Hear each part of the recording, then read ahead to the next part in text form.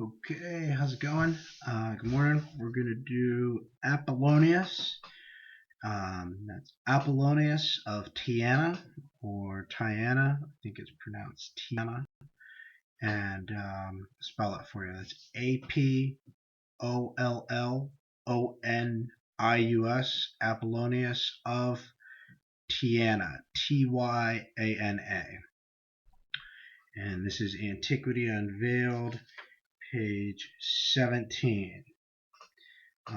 Apollonius of Tyana, the Jesus of Nazareth, St. Paul, and John the Revelator of the Christian Scriptures, returns to earth as a spirit and explains the mysteries that have concealed the theological deception of the Christian hierarchy.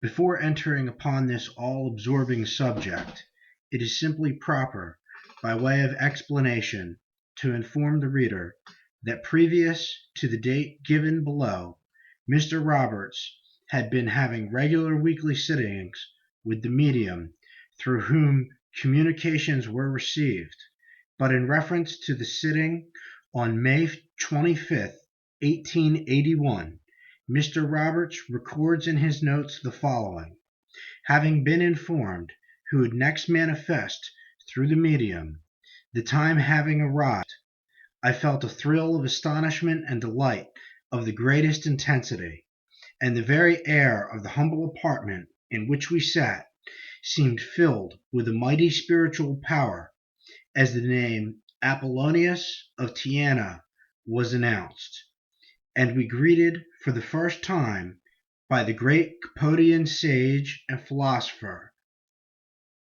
and we were greeted for the first time by the great Capodian sage and philosopher, as well as the greatest teacher and benefactor that ever drew to himself the love, admiration, and reverence of the civilized world. Apollonius, the spirit-anointed Christ of the Orient. His communication was as follows. And here is the spirit testimony of Apollonius. Let our salutation be the survival of truth and its conquest of superstition.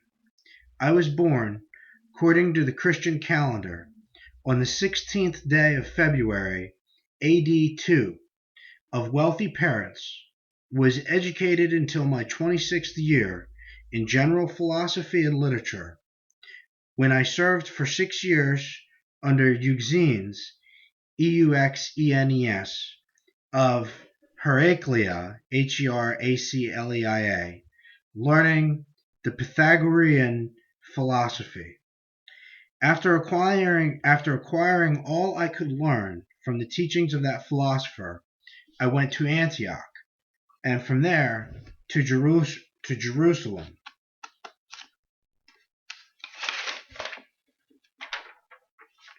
On account of some wonderful physical manifestations of spirit power taking place through my then young mediumship, which persons living in Jerusalem had heard of, my entrance to that city was hailed, as it has been alleged the entrance of Jesus of Nazareth was hailed, with hosannas and songs of praise to one who came in the name of the Lord.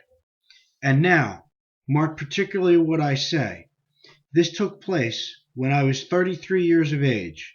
I want you to pay the closest attention to what I shall here set forth. You will, by examining Josephus's work, War of the Jews, see that concerning the siege of Jerusalem, a certain prophecy was given, or words were spoken, as is alleged, by Jesus of Nazareth, which were fulfilled.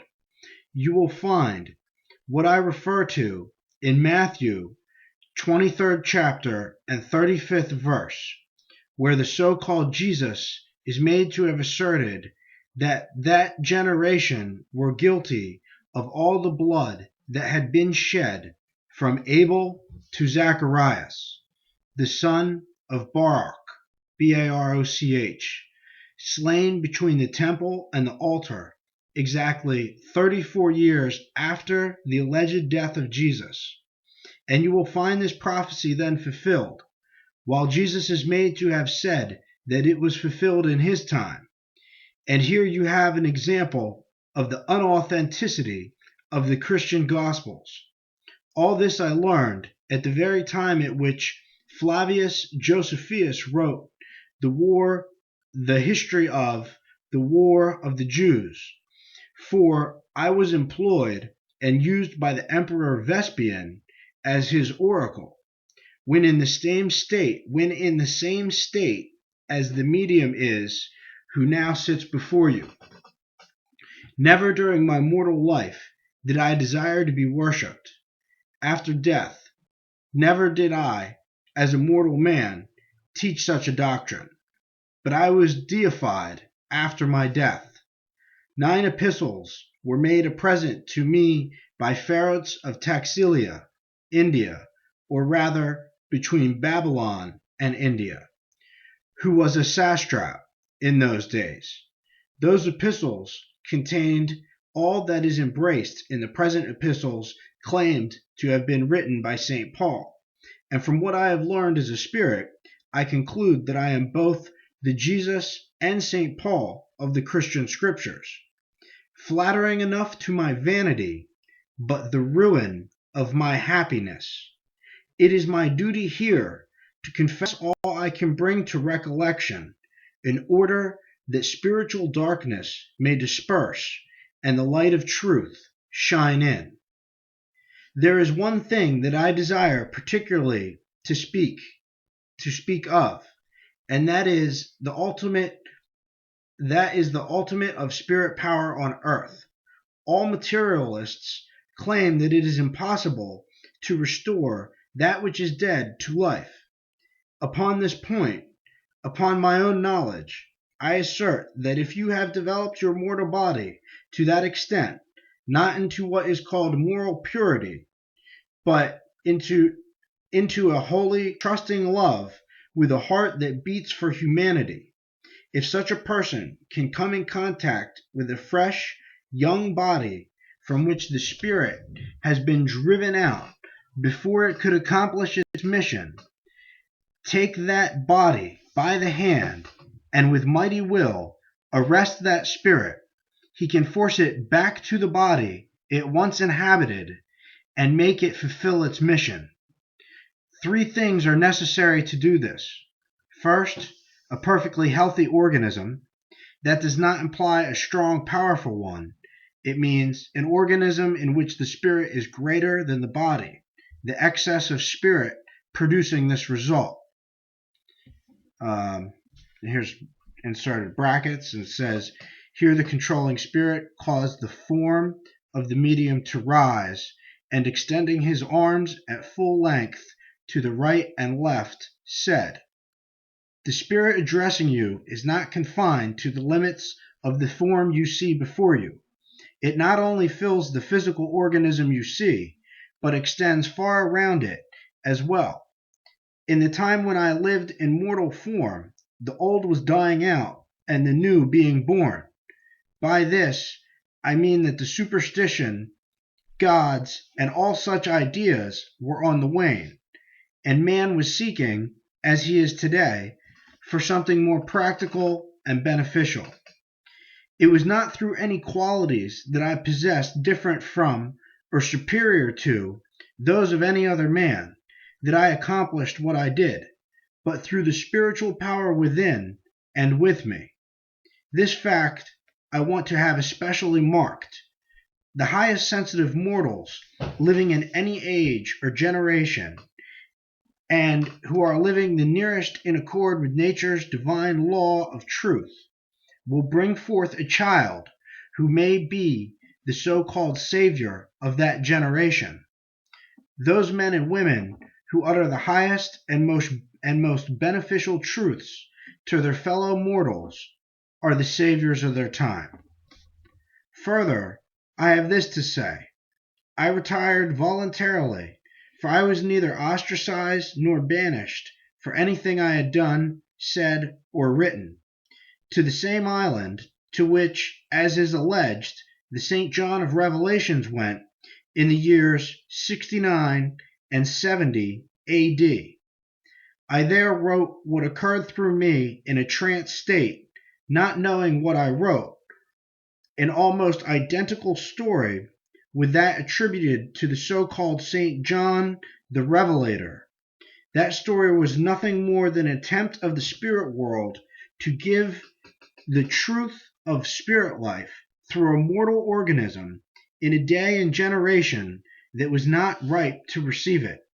That is, the medium chosen for the expression of the teaching of spirits was too much imbued with the mysticism of Judea and neighboring countries to be well suited for that purpose. What is known to you moderns as the Ante-Nicene Library contained documents, some of which are still extant, that fully warrant you in challenging the translators of today as to the correctness of their production. Let them examine, if they dare, the manuscripts referred to, and they will find what is now being published erroneous in many particulars.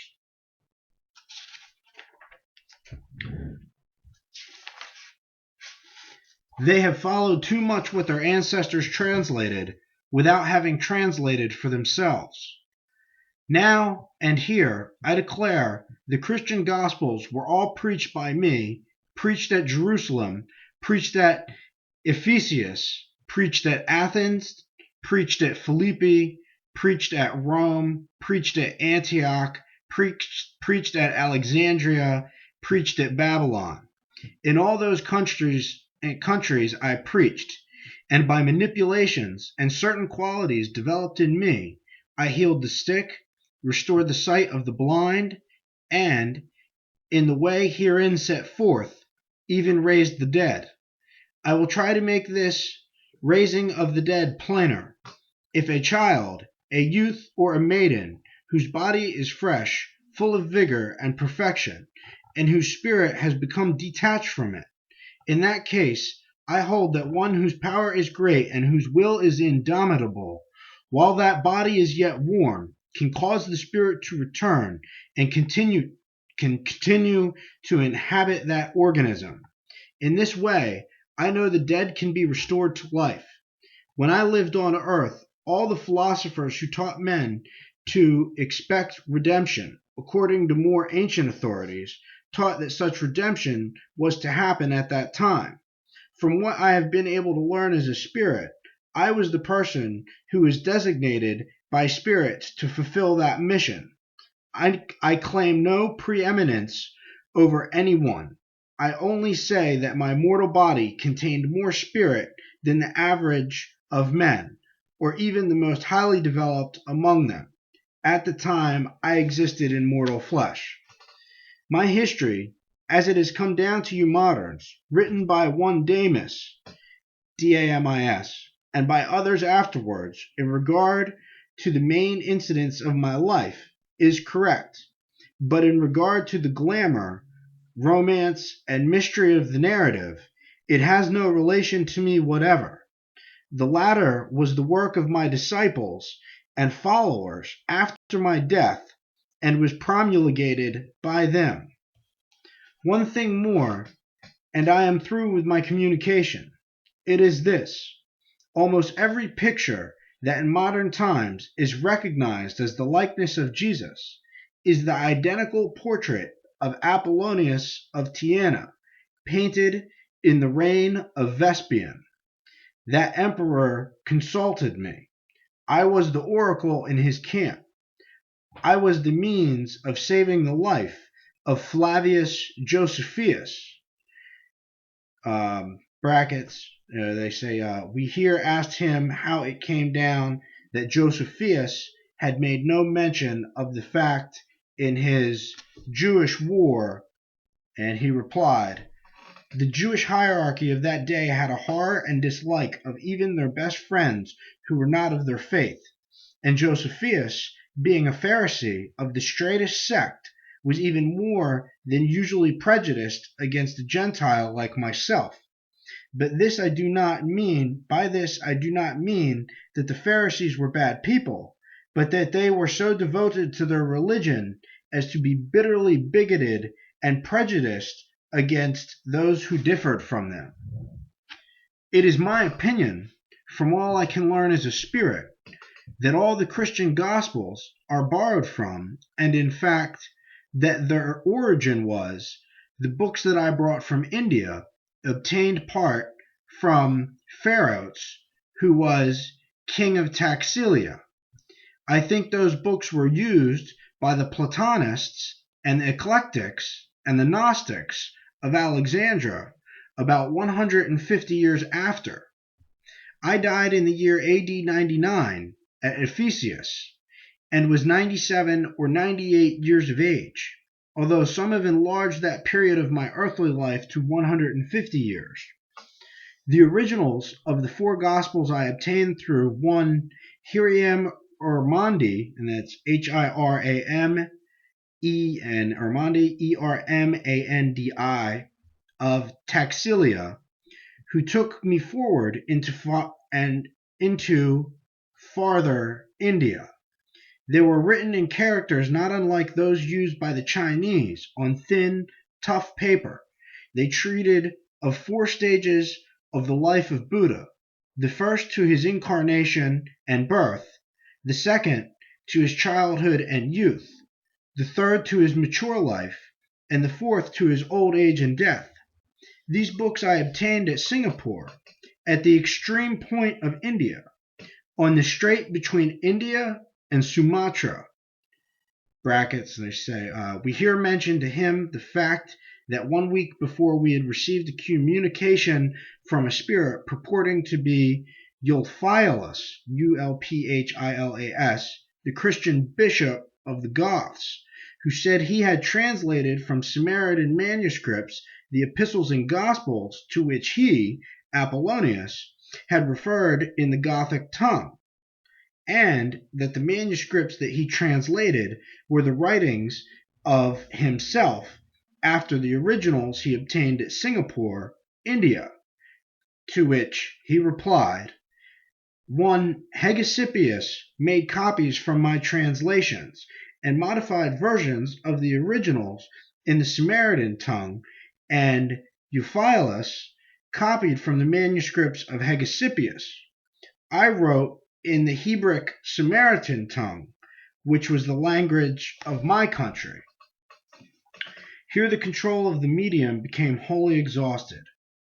So that was the spirit testimony of Apollonius of Tyana, and Manning picks up here.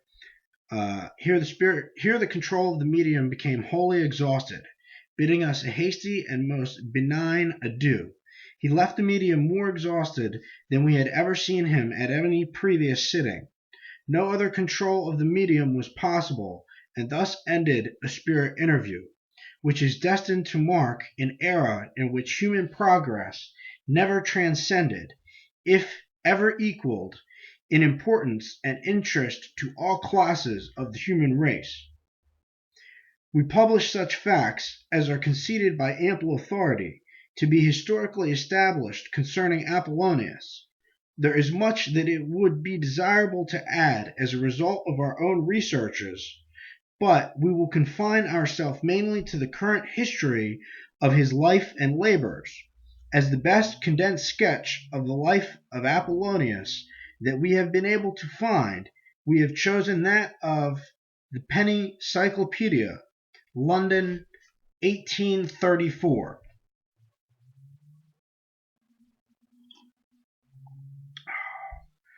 We feel that we may safely assume as true and proven the following historical statements concerning Apollonius. He was born of wealthy parents at Tyana in Cappadocia, and that's spelled Cappadocia, at the very period when it is alleged the Christian Jesus was born at Bethlehem. At the age of 12 years, he was sent to Tarsus in Sicilia, the alleged birthplace and home of St. Paul. Not liking the frivolous habits of the people of that city, with his father's consent, he retired to Ag, it's Aegae, a town a short distance from Tarsus, where he remained until after attaining to man's estate. There he studied every system of philosophy and perfected himself in the rhetoric and general literature. There he took up his residence in the temple of Asclepius. I'll spell that. It's Aesculapius, so famed for its miraculous cures, was initiated by the priests of that temple in their mysteries, and performed cures that astonished not only the people, but even those masters of the art of healing. He there finally decided to adopt the philosophy of Pythagoras, Pythagoras, and vigorously observed the trying discipline instituted by the Samian sage. He performed the terrible task of 5 years' silence, which he endured cheerfully and without a murmur of complaint. He abstained from animal food, wine, and women, lived upon fruits and herbs, dressed only in linen garments of the plainest construction, went barefooted and with uncovered head, and wore his hair and beard uncut. He was especially distinguished for his beauty, his genial bearing, his uniform love and kindness, and his imperturbable equanimity of temper. In these respects, he was the personal embodiment of the imagery traits of the Christian Jesus, and was no doubt the original of the pictures of the so-called Nazarene, now so venerated by the uninformed professors of the Christian religion. Determined to devote himself to the pursuit of knowledge and the teaching of philosophy, he gave away his large patrimony to his poor relatives and went to Antioch, then a center of learning, but little less noted than Athens or Alexandria. There he began his great mission by teaching philosophy to a number of disciples and to the people. He entered the temple of Apollo Daphne at Antioch and learned the mysteries of its priesthood. Philostratus, Philostratus, describes the style of speaking adopted by Apollonius thus, quotes, Apollonius used a style of speaking not elevated nor swollen, in the language of poetry, nor yet one too refined, nor too Attic, for whatever exceeded the Attic mediocrity was considered by him dissonant and unpleasant.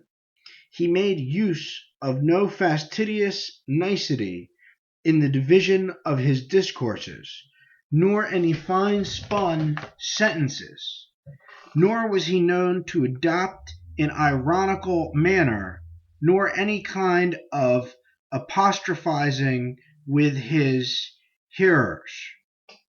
He spoke, as it were, from a tripod, to wit, I know, and it seems to me, and to what purposes is this? And you must know. His sentences were short and adamantine, his words authoritative and adapted to the sense, and the bare utterance of them conveyed a sound as if they were sanctioned by the sceptre of royalty. Being asked once by a subtle disputant why he did not propose what side of a question he should take in argument, he replied, When I was a young man, I used to follow that practice, but that is no longer necessary, as it has now become my duty not to investigate, but to teach the result of my investigations. When he was asked by the same logician how a wise man should speak, he said, as a legislator, for it was the part of a legislator to command the multitude to do what he himself was convinced ought to be done. In this way, he conducted himself at Antioch and converted many who were strangers to his knowledge. Now, when it is remembered that this description of the style in which Apollonius spoke was written by Damius, the friend, pupil, and companion of the Capodian sage, long before Jesus Christ or the Christian scriptures were heard or thought of, it is not remarkably evident that the original author of those scriptures was Apollonius himself. Rather, is it not remarkably evident that the original author of those scriptures was Apollonius himself? If identifying of the style and sentiment is possible, then was the learned Apollonius the original author of the teachings attributed to Jesus Christ, an identity that all the altering, eliminating, and interpolating by the Christian hierarchy have not been able to destroy nor even imperfectly conceal. Quoting Cudworth, Dr. Lardner, in quotes, The Credibility of the Gospel History, says, Cudworth, in his Intellectual System, says, it is a thing highly probable, if not unquestionable, that Apollonius Tyana, shortly after the publication of the Gospel to the world, was a person made choice of by the policy and assisted by the powers of the kingdom of darkness, for doing some things extraordinary, merely out of design to derogate from the miracles of our Savior Jesus Christ, and to enable paganism the better to bear up against the attacks of Christianity. So Cudworth, and I suppose that many learned men of the late times, may have expressed themselves in a like manner, but I cannot assent to them. He further cites Hewitt as follows. He, Philostratus, aimed, says Hewitt, and thinks it to have been his principal design, to obstruct the progress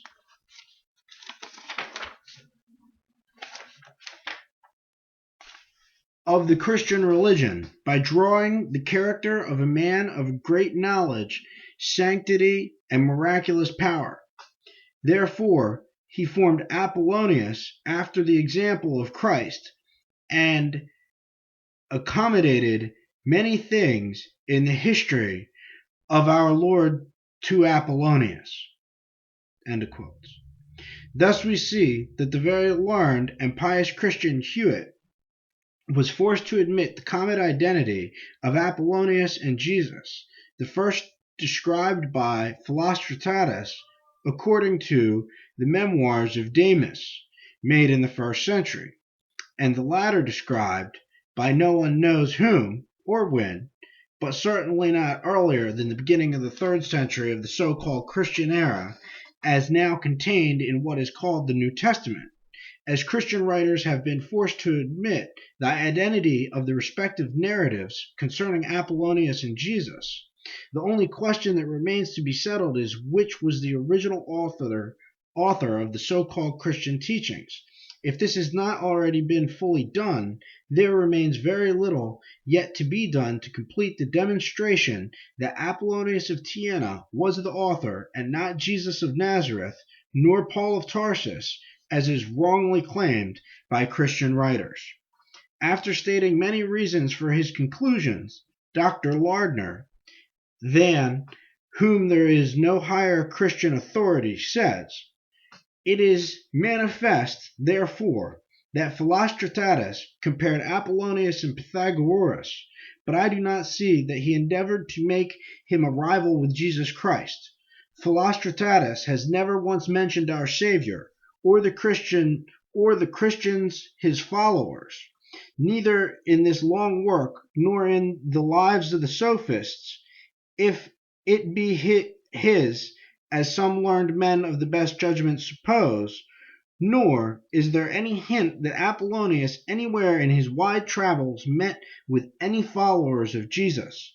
There is not so much as an obscure or general description of any men met with by him, whom any can suspect to be Christians of any denomination, either Catholics or heterics. Whereas I think if Philostratus had written with a mind adverse to Jesus, he would have laid hold of some occasion to describe and disparage his followers as enemies to the gods and contemners of the mysteries and solemnities, and different from all other men. Let it be remembered that Philostratus lived and wrote his life of Apollonius in the reign of Septimus Severus, Septimus Severus, about the beginning of the 3rd century AD. At that time, there could not possibly have been in existence any of the scripture narratives of the life of Jesus Christ so nearly analogous to the incidents and events which he related concerning Apollonius. Had there been such persons living as Jesus Christ and his apostles and their Christian followers during the time that Apollonius lived and labored throughout the then civilized world, Damus, who accompanied him during much of that time and who recorded everything worthy of a special note, would have made some mention of such people, either favorably or unfavorably. That he did not do so is of itself sufficient proof that neither Jesus Christ, his apostles, nor the Christian religion had an existence either before or during that period, which was the only time in which they could have had a real existence. At all events, nothing can be more certain than the conclusion of Dr. Lardner that Philostratus did not write the life of Apollonius to disparage the Christian religion. But Dr. Lardner is not content to make that fatal acknowledgment of the Christian plagiarism of the life and labors of Apollonius, but makes an equally fatal acknowledgment in another direction, in disagreeing with Cudworth, Hewitt, and others as to the life of Apollonius by Philostratus having been written to oppose Christianity. Dr. Lardner says, quote, "With due submission, I do not think that Apollonius was a man of so great importance, as is here supposed, for it does not appear that any adversaries of the Christians, either Celsus or Porphyry, or any other before Heracles, at the beginning of the 4th century, under Diocletian's persecution, ever took any notice of him in any of their arguments, nor do I know that he has been once mentioned by any Christian writers of the first 2 centuries. When I first met with the observation of Cudworth, hereinbefore given, I was very much surprised, considering the silence of all early antiquity. If this observation were right, I should have expected to find frequent mention of Apollonius in the history of St. John and other apostles of Christ, but there is none. We had in that space of time divers learned men, some of them as eminent for extensive literature as any men that ever lived, as Justin, Tatian, Bardasanes, the Syrian, Clement of Alexandria, Irenaeus, Julius, Africanus, Tertullian, Minucius, Felix. Do not insist on Clement of Rome, Ignatius, or Polycarp, or the histories of them. Of all these we have some remains. They lived in the first 2 centuries, or the beginning of the 3rd. But of Apollonius they have not taken the least notice." Very true. And this is back to Manning. Very true, Dr. Lardner. And why did they not do so? that total silence on the part of those authors of the 1st and 2nd centuries regarding so eminent a philosopher and teacher as was Apollonius of Tyana can be accounted for upon but one theory, and that will show that it was a necessity to utterly ignore Apollonius and his philosophical and religious teachings in order that the Christian religion could gain a foothold to usurp the field he had so grandly occupied. Of all the authors named by Dr. Lardner, the complete works of none of them have come down to us.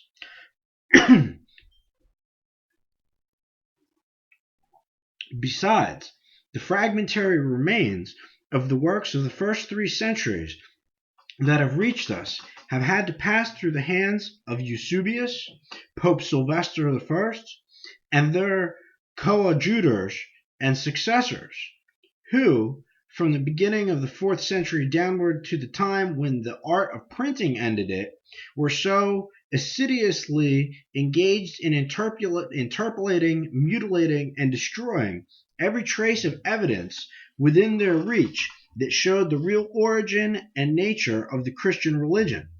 It should have struck the attention of Dr. Lardner with vastly greater force that nowhere in the books of the New Testament is there a single mention made of Apollonius.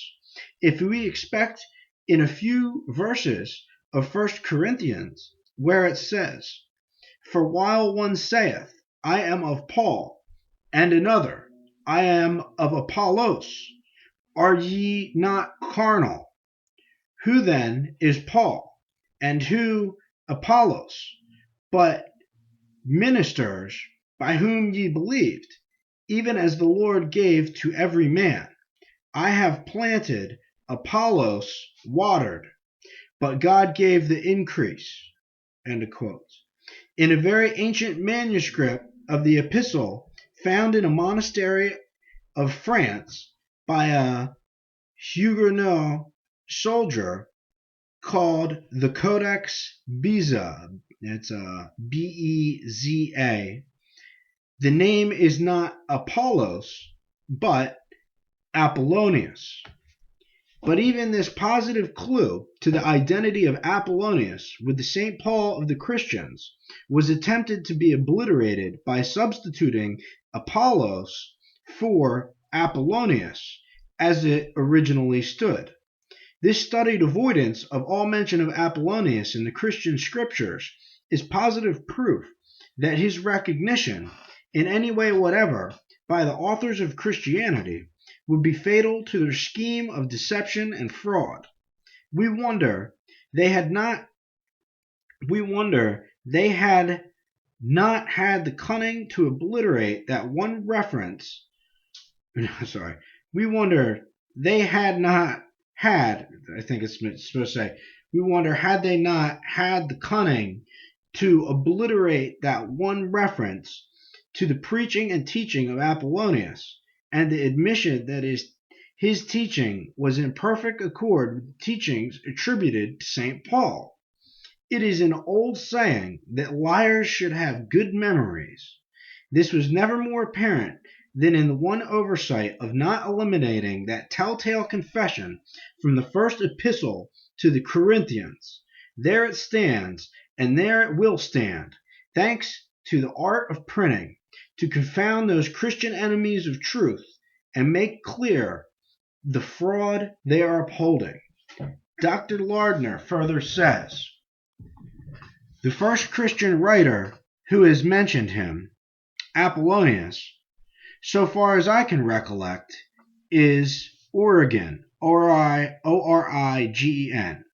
in his books against Celsus, Celsus, written not long before the middle of the 3rd century, when he says, "He who would not know whether magic has any power over philosophers may read the memoirs of Moragenes concerning Apollonius of Tyana, both a magician and a philosopher, in which Moragenes, Moeragenes,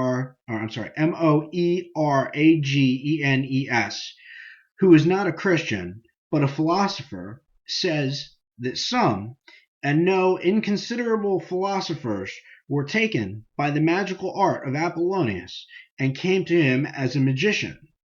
Among them, I suppose he means Euphrates and a certain Epicurean, Epicurean. But we can affirm upon the ground of our own experience that they who worship the God over all through Jesus Christ, and live accordingly to the gospel, and pray as they ought to do day and night, have no reason to fear anything from magic. So Origen is led to speak in that answer to some things in Celsus, but it does not appear that Celsus had at all mentioned either Apollonius or his historian. Apollonius is mentioned by Lucian, but what he says of him is far from being to his advantage. He is also mentioned by Apulus, Apulleius, who was contemporary with Lucian. Nor is there any other older author now extant where he is mentioned, which must be reckoned in argument of his great obscurity, till he was set up by Philostratus. After that time Apollonius is taken notice of by many, as Arnobius and Lactantius and Eusebius, who were led to observe upon Heracles, whose whole book against the Christians was founded on the memoirs of Philostratus. He is afterwards mentioned by Augustine, Augustin, and other Christian writers. Yeah, that's meant to be Augustine. Anyway. And other Christian writers. And he is mentioned several times by the writers of the Augustan history, who flourished in the time of the Diocletian, Diocletian, or soon afterwards, and by Dion Cassius, and by Eunapius, who commends the history of Philostratus, but says that instead of entitling it the Life of Apollonius, he might have called it the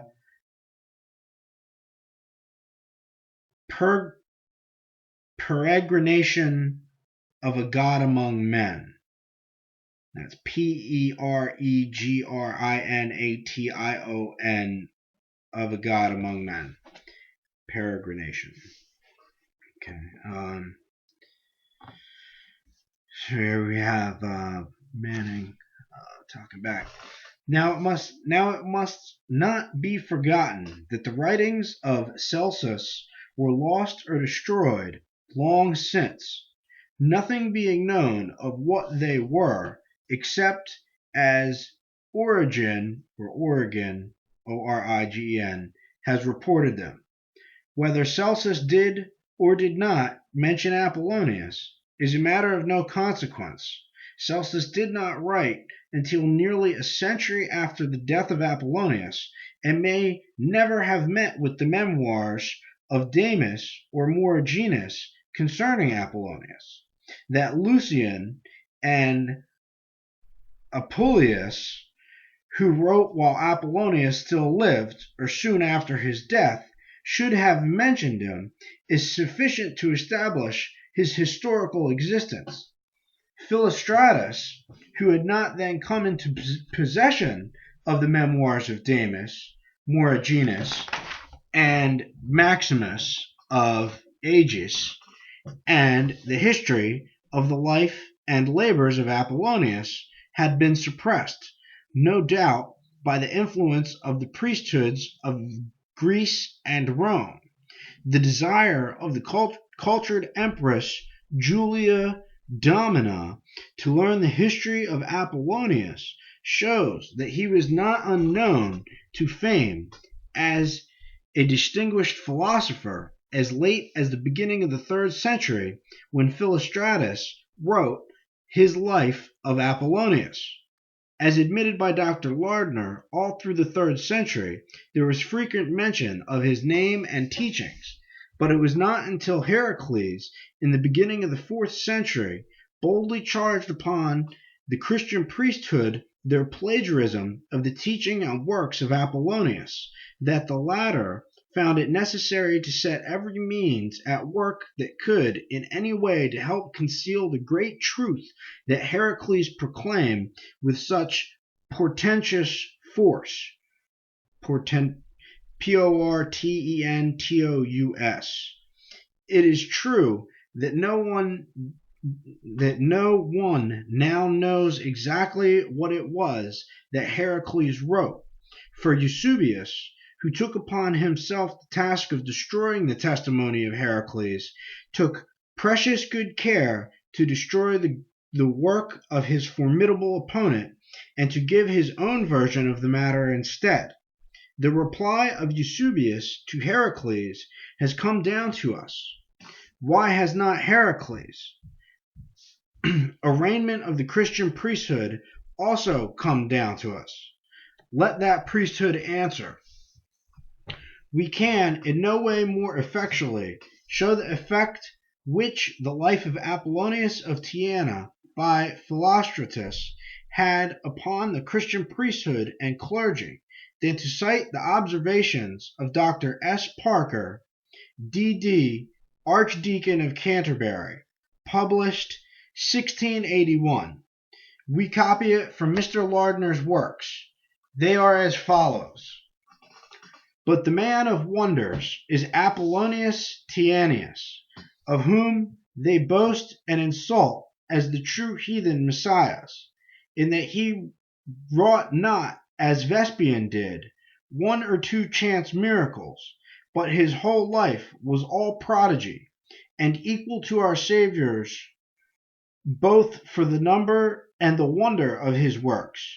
But here first we have not in part shown what undoubted records we have of the life of Jesus, whereas all the credit of Apollonius, his history, depends upon the authority of one single man, who besides that he lived 100 years after him, ventured nothing, as the apostles did, in confirmation of the truth, but only composed it in his study, thereby, as appears from his frequent digressions, to take occasion of communicating to the world all the learning he had raked together.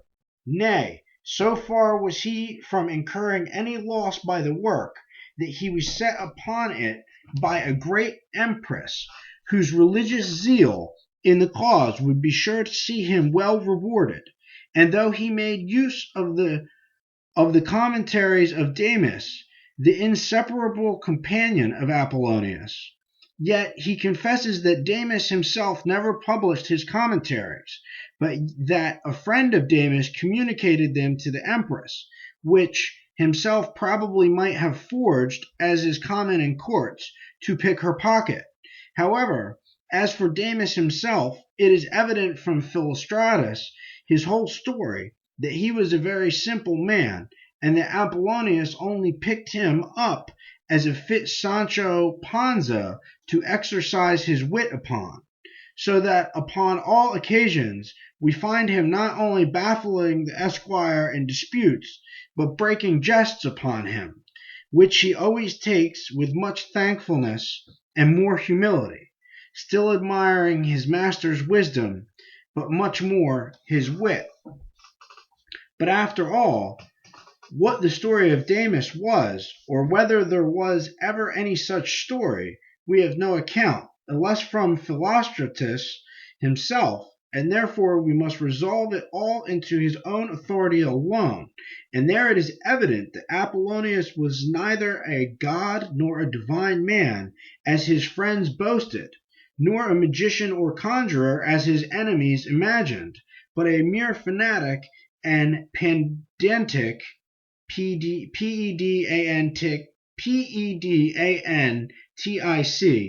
Pythagorean, who for the honor of his sect traveled, as many others have done, into all parts of the world, and when he returned home, told his countrymen that all men renowned for wisdom all the world over were of the sect of the Pythagoreans, and then, for advancement of their authority, told strange and prodigious tales of their wonder-working power.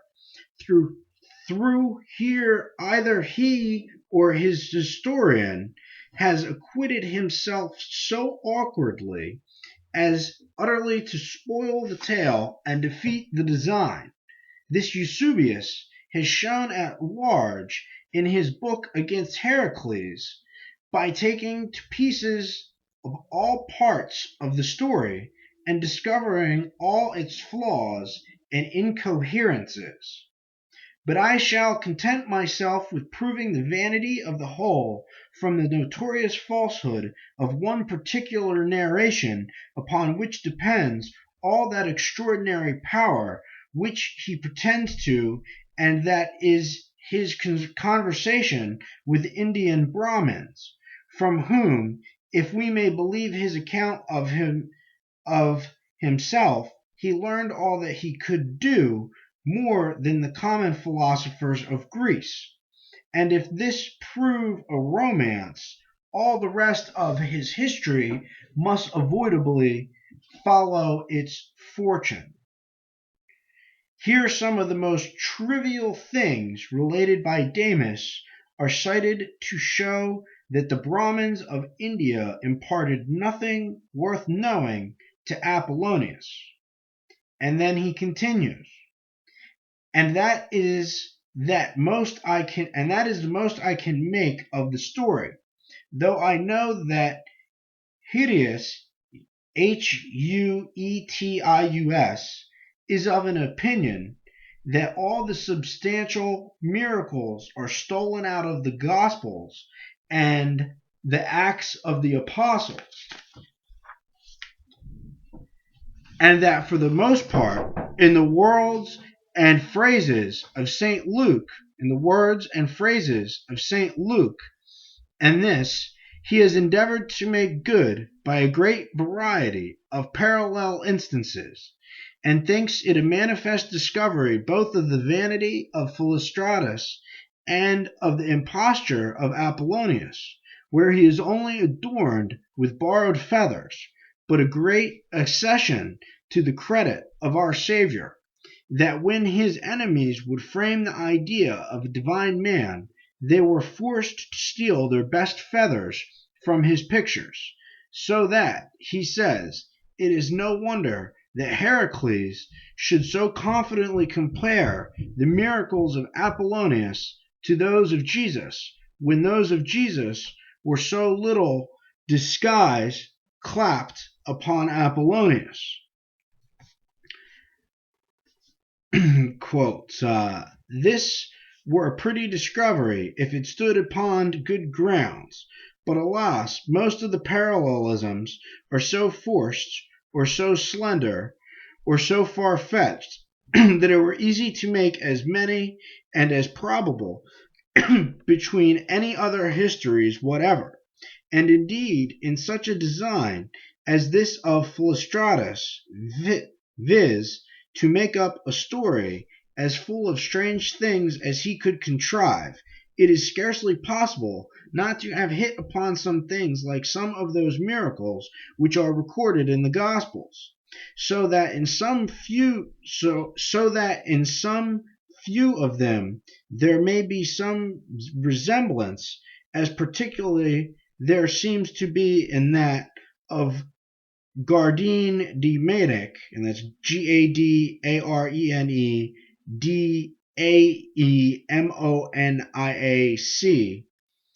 and the Corcyraean youth, Corcyan youth.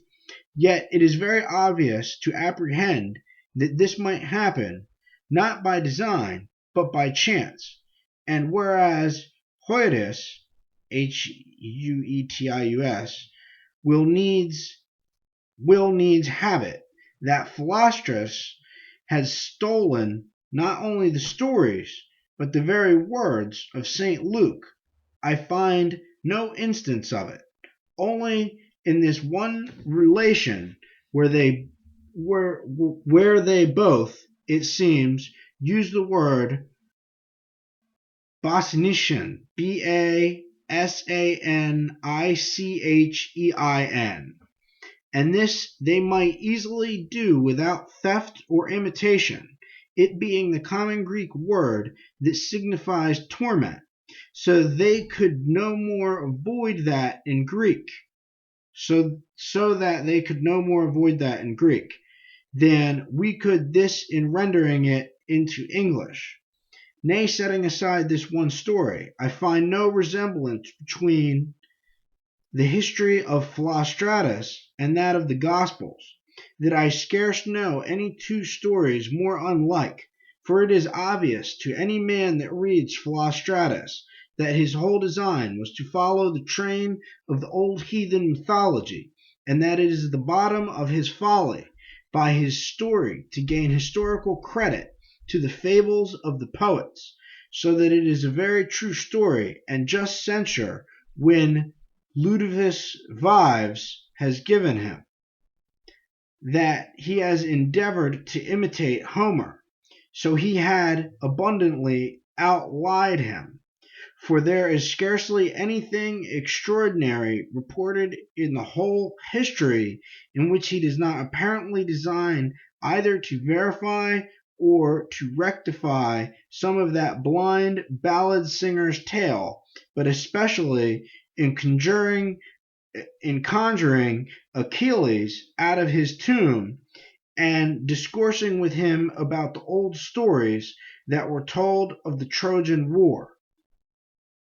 And yet, after all, few of Apollonius's miracles are sufficiently vouched, even in his own history, v.g., the last that I mentioned of the apparition of Achilles, which had no other testimony but of Apollonius himself, who stubbornly refused to have any companions or witnesses of the fact, beside many other absurdities in the story itself, as his rising out of the tomb 5 feet long, and then swelling to twice the length, his being forced to vanish away at cock crowing, and the nymphs constantly visiting him. And so again, he pretended to understand all languages without learning any. This is a positive misstatement on the part of Dr. Parker, and yet when he came to the Indian king, he was forced to converse with him by an interpreter. And whereas the story tells us of the devil's being cast out of a young man by a mandate from the Brahmins, yet it gives us no account of the event of it, only they pretended to do it.